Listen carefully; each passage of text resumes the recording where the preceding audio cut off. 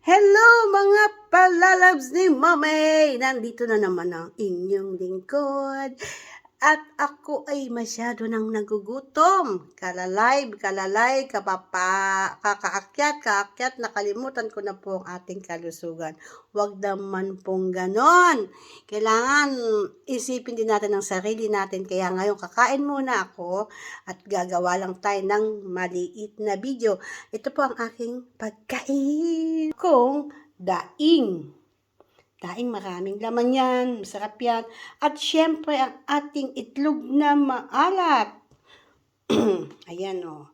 Nilagyan ko ng mga sibuyas na pula, kamatis, at syempre ang ating alamang. Tingnan niyo po ang aming kamatis.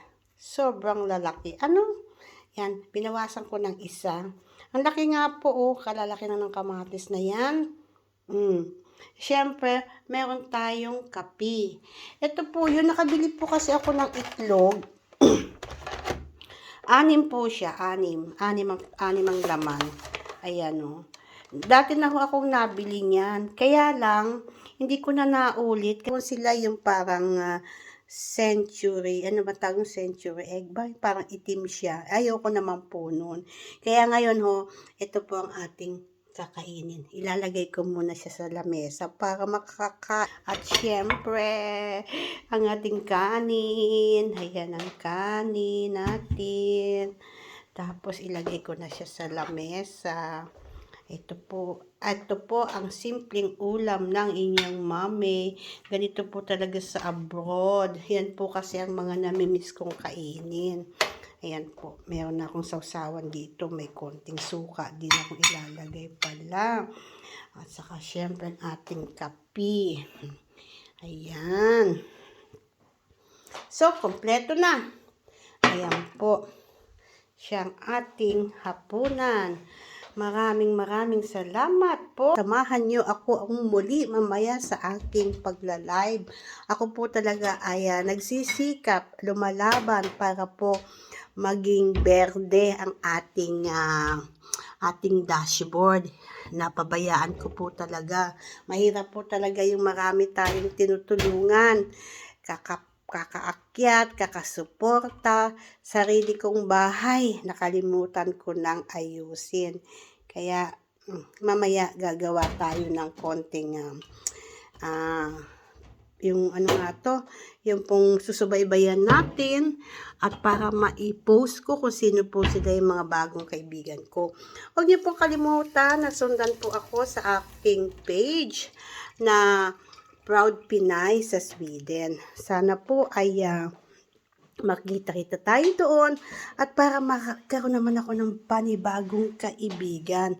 Ayan po, tita. Aking lapang. Ito po ang ating simpleng hapunan. Ang ganda po ng itlog kasi nagmamantika talaga. Saka syempre yung bagong na binigay sa akin. Ang sarap-sarap po talaga. So ito lang po ang aking maipagmamalaking hapunan na meron mami. Maraming salamat po sa tumatangkilik ng aking both profile and page. Sana po huwag po kayo magsasawa at huwag niyo po akong tutularan na napapabayaan po ang ating mga sari-sariling accounts.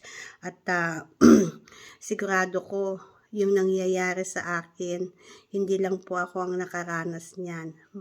Maaring mangyari po yan sa inyo. Kaya po, be consistent po sa inyo pong pag-uploads ng video, ang pagkiki-engage po natin sa isa't isa, at ang inyo pong pagla-live. Kasi nakakatulong po talaga yon. Lalo na kung dalawa na po ang iniintindi nyo.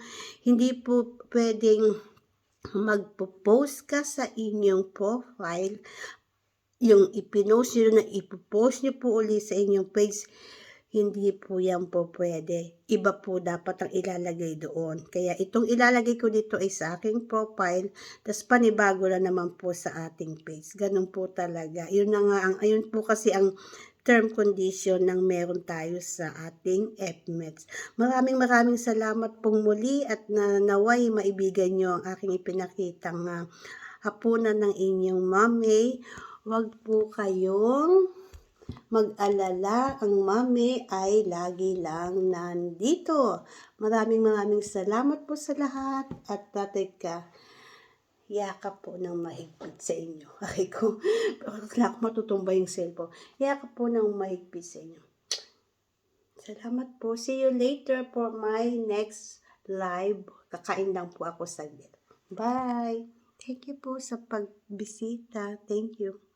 God bless.